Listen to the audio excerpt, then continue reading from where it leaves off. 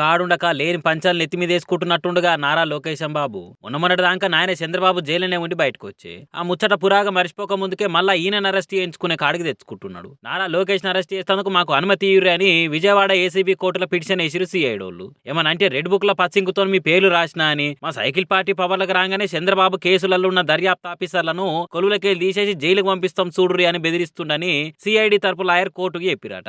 మరి మీరు బెదిరించారని బాగానే చెప్తారు కానీ ఆ ముచ్చట నిజమే నమ్మేతందుకు ఏమైనా ప్రూఫ్లు ఉన్నాయా అని సిఐడి లాయర్ ను కోర్టు అడిగితే పేపర్ కటింగ్లు చూయించారట.